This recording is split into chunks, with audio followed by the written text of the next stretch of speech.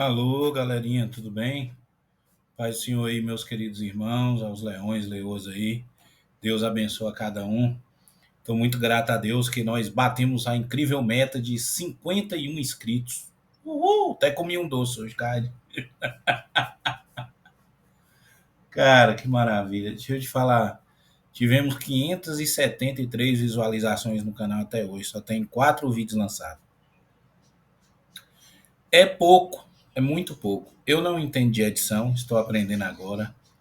Não entendo de formatação do vídeo, o que, que o YouTube prefere, o que, que não prefere, estou aprendendo agora, mas estou aprendendo, né?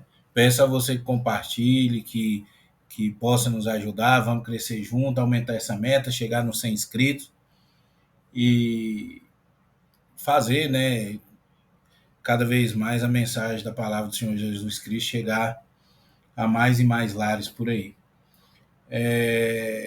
Peço a vocês que possam comentar o que vocês acham do vídeo, se tá bom, se não tá, o áudio tá bom, de onde você é, para a gente poder conversar e falar. Esse vídeo aqui, pessoal, eu disse que ia trazer 3 vídeos daquela moça, né?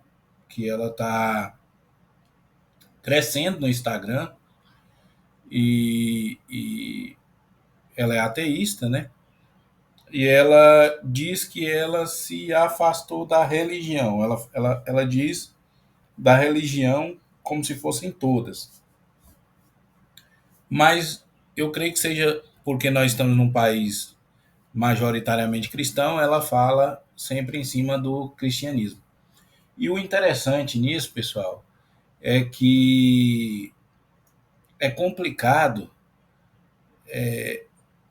se defender dos argumentos que ela aborda se você for leigo de tudo. Então, isso aqui um dia seu filho pode chegar questionando, um colega, alguém que pode chegar questionando, né?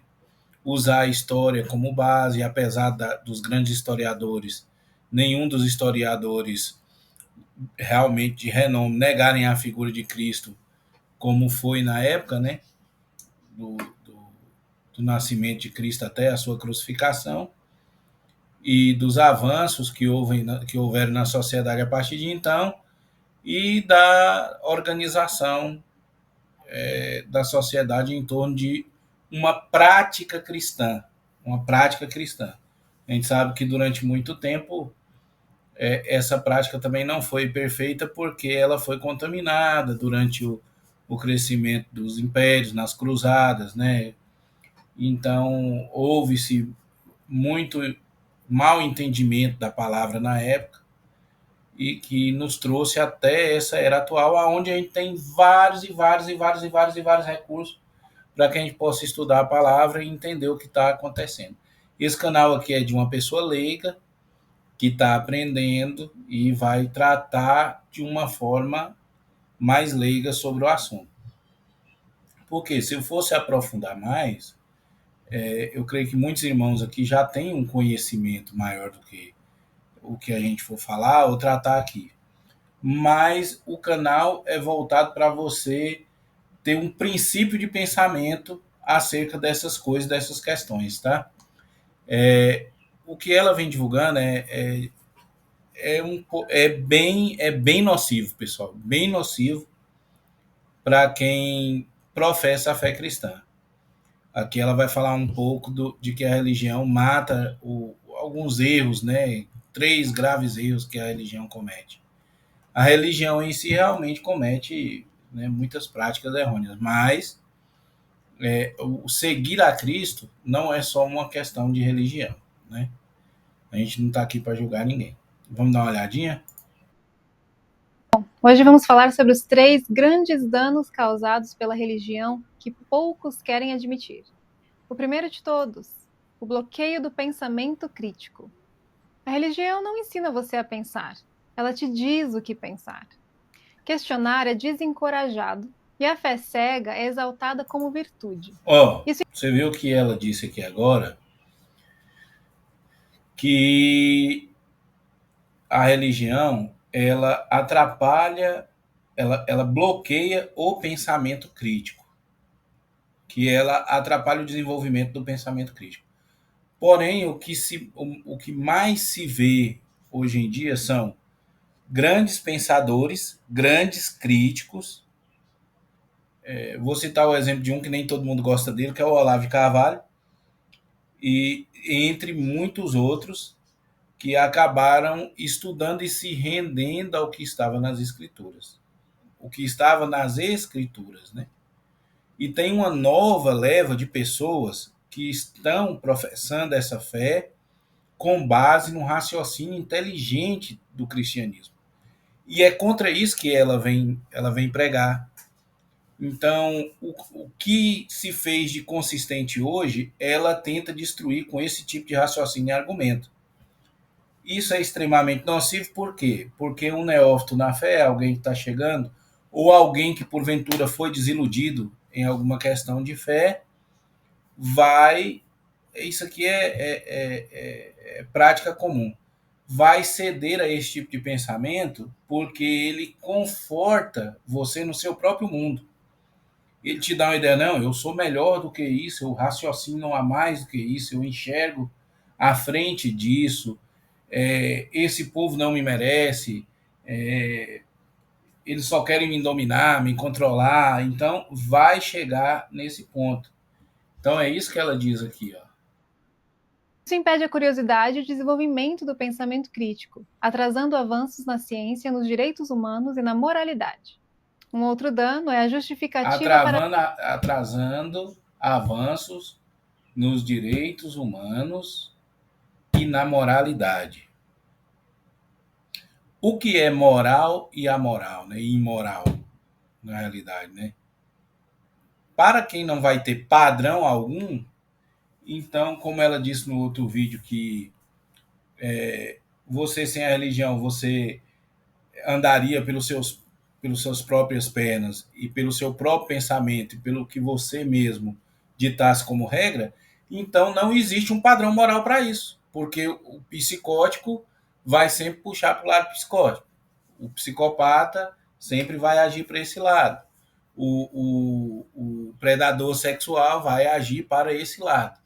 Então, na cabeça dela, ela diz que você viver sem religião é bom porque você vai viver pelo seu próprio pensamento, seguindo seu próprio livro de regras, mas aqui ela vem e diz que a religião está atrapalhando na construção da moralidade. Então, se não existe um padrão, também não existiria moralidade. Isso é o que, assim, é até simples de se raciocinar isso, né? Do que ela está falando. Mas o que ela diz sobre o pensamento crítico, tem uma passagem bíblica aqui que é bom elucidar ela aqui, ó. Em Romanos 12. É uma carta de Paulo à igreja de Roma. Então, o que ele diz? Quando Paulo se referia a esses irmãos, ele se referia a irmãos que já tinham um conhecimento e doutrina de outras filosofias e teologias, que se converteram, e, portanto, eles têm bagagem, e Paulo estava conversando com eles acerca do raciocínio crítico para com o pensamento cristão e as evoluções disso ao longo do tempo. O que ele diz aqui, ó? Rogo vós, pois, irmãos, pela compaixão de Deus, que apresenteis vossos corpos em sacrifício vivo, santo e agradável a Deus. Quando ele diz sacrifício vivo, santo e agradável a Deus, ele já, que é o vosso culto racional, né, que ele diz, ele já entrega a sentença da frase, mostrando que apenas racionalmente você é capaz de fazer um sacrifício vivo.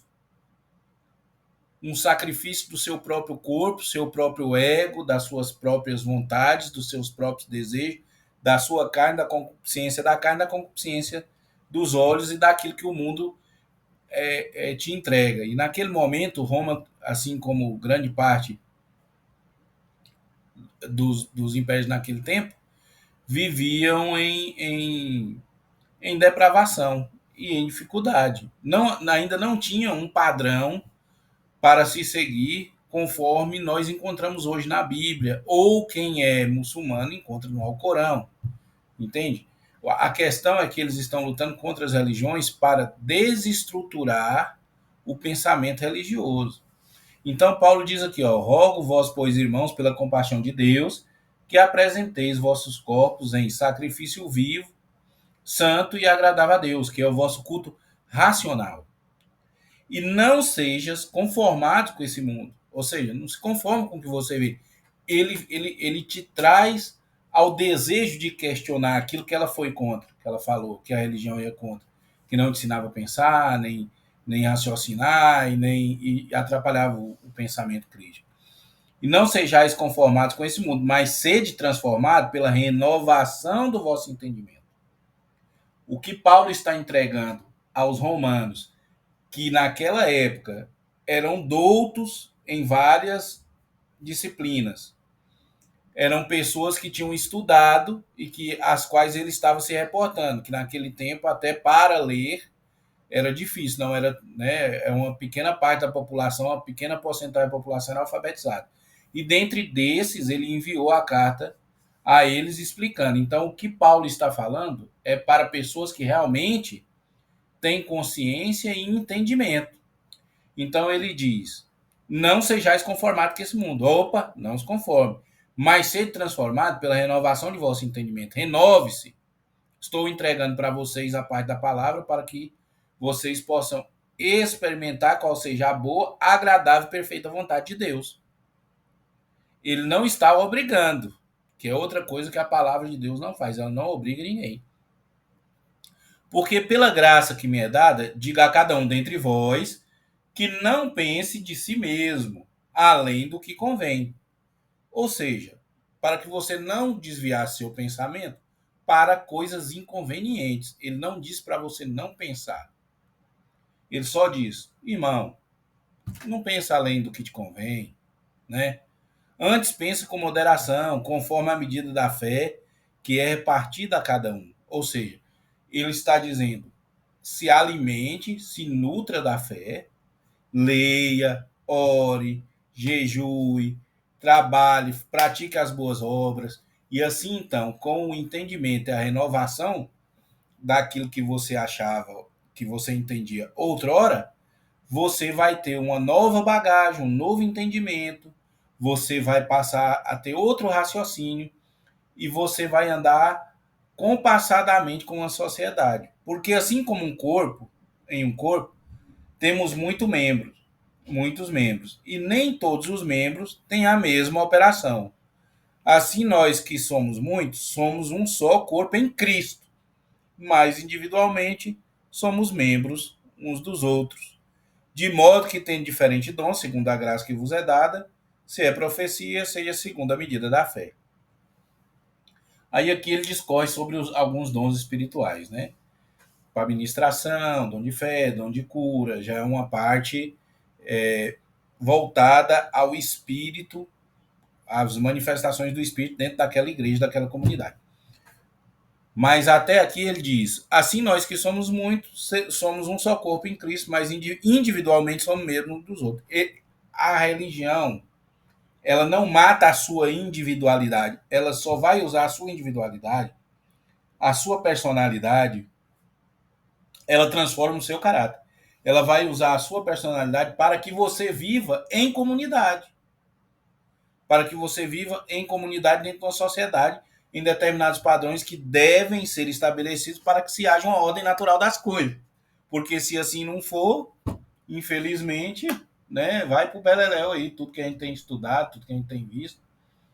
E a gente sabe que não é assim que funciona, né?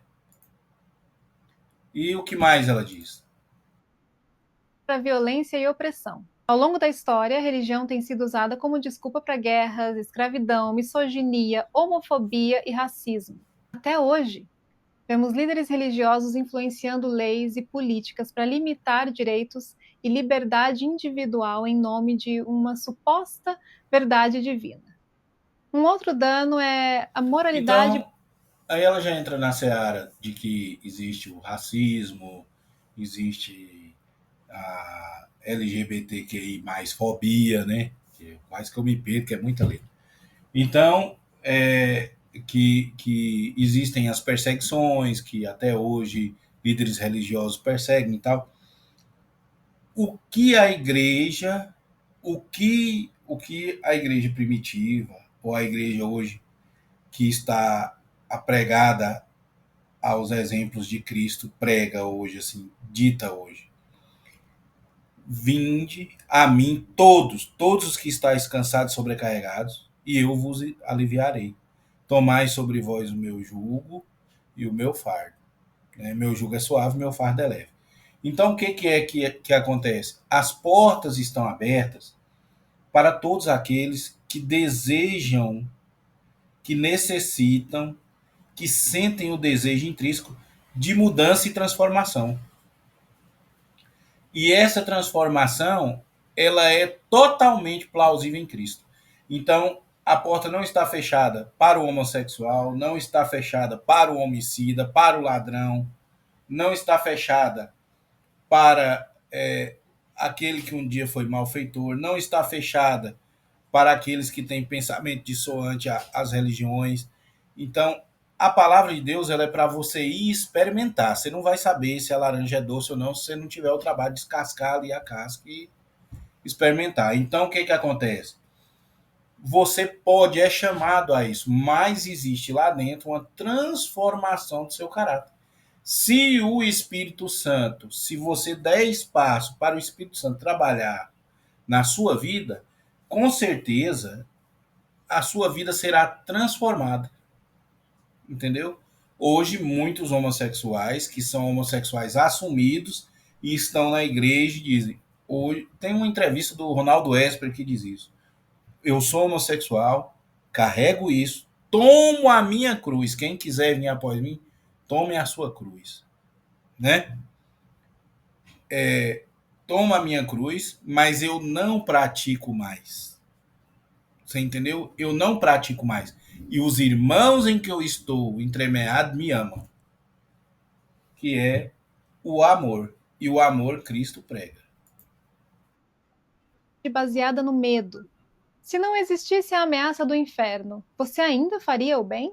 Muitas religiões ensinam Se uma não moralidade. existisse a ameaça do inferno, você ainda faria o bem? Você não conseguiria nem sobreviver se você deixasse de fazer o bem ou se você passasse a fazer somente o mal. Porque tudo que você tem colhido é daquilo que você tem plantado.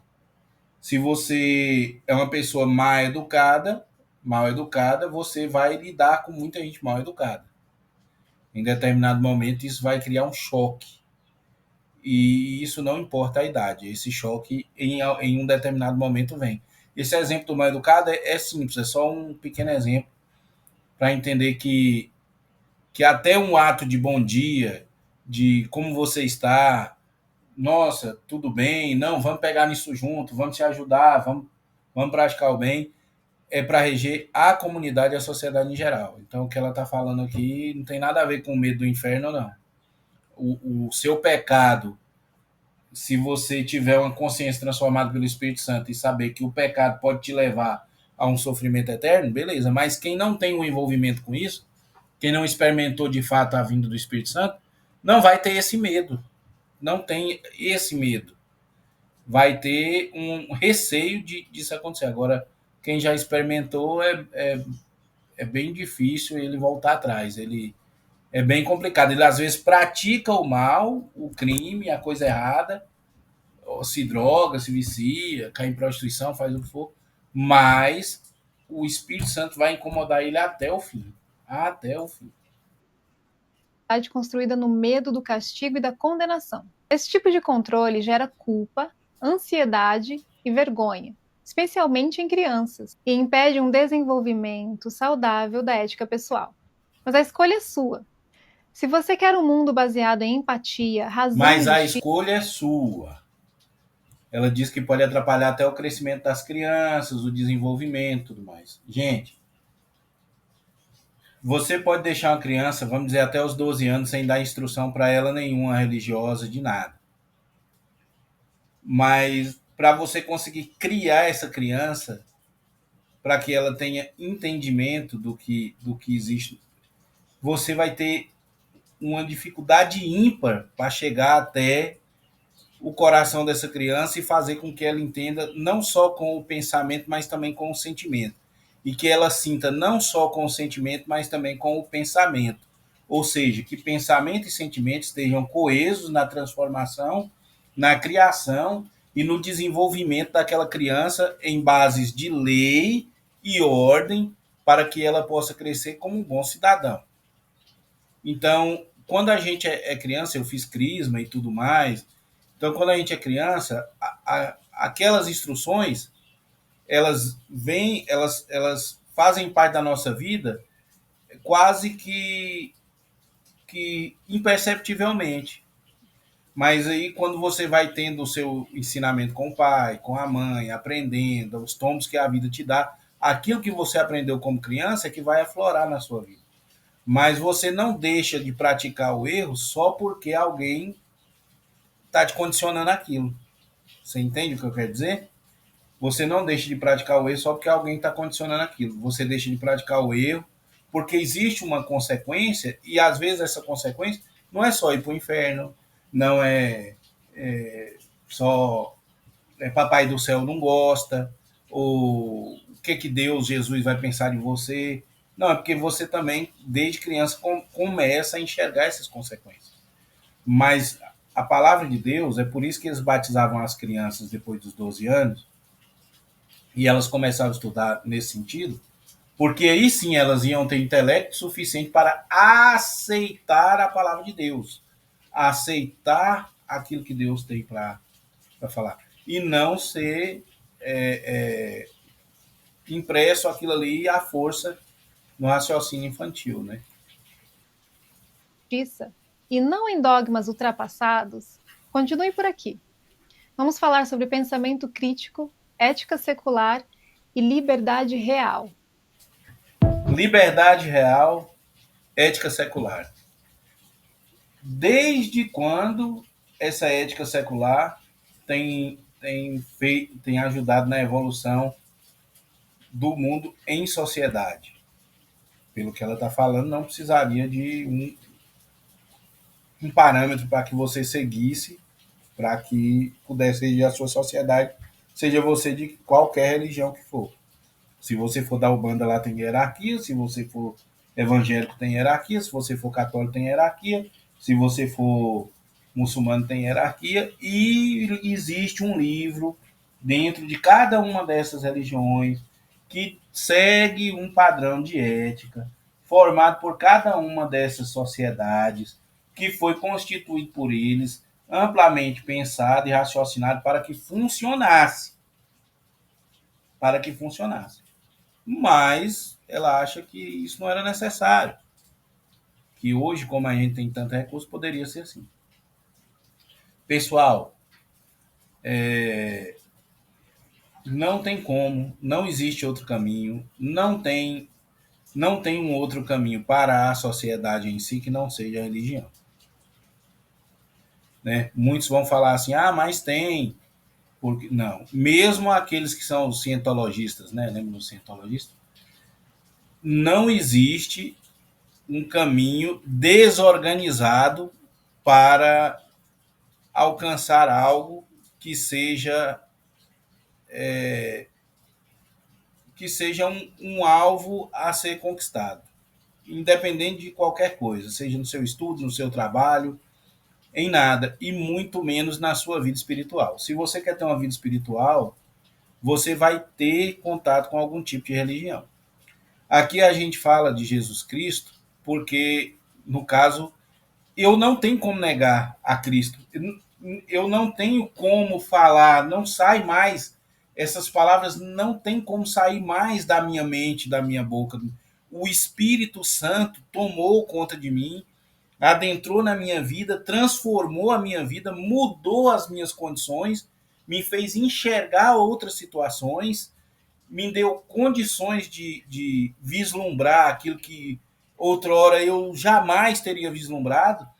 E então, não tem como negar. Eu falo para muitas pessoas, se você ler a Bíblia, um capítulo por dia, ora 5 minutos, e lê 5 minutos, um capítulo por dia, a partir do Novo Testamento, depois você vai para o Velho Testamento, não tem como a sua vida não mudar da água para o vinho. Não existe, não tem como. Se fosse uma coisa tão desnecessária quanto ela prega, não faria, não surtiria tanto efeito, não salvaria tantas vidas, não teria pessoas, não teria o conjunto mariano da Igreja Católica hoje que, que a Santa Sé fomenta também para poder ir em vários e vários e vários lugares evangelizar, para poder suprir a necessidade de pessoas que têm necessidade, para poder fazer doações, fazer a boa obra, os espíritas fazendo a boa obra, caminhando, correndo atrás daquilo que eles acham justo, correto, aquilo que eles pensam que podem levá-los a ter um encontro real com o Deus que eles professam. Então, é inegável o agir do Senhor Jesus Cristo. Eu abro o olho hoje, vejo o sol, a chuva está caindo ali fora. Não tem como eu não relacionar isso a uma maravilha divina de Deus. Até o ar-condicionado que está funcionando aqui, não tem como eu não entender que isso foi um dom de Deus ao homem para que ele pudesse produzir determinadas coisas, entendeu? Então eu não posso negar. E você que tem uma religião, pregue a sua religião, não deixe eles tomarem espaço, não deixe eles tomarem o seu lugar, não deixe eles tomarem a, a, a sua parentela, a sua criança, seja você de qualquer religião for. Não deixe a apostasia chegar à sua porta. Deus abençoa, muito obrigado a todos. Deus abençoa. Fico feliz de ter compartilhado isso com os irmãos. Até mais, se inscreve, compartilha. E Deus abençoa cada um aí. Muito obrigado por tudo, pessoal.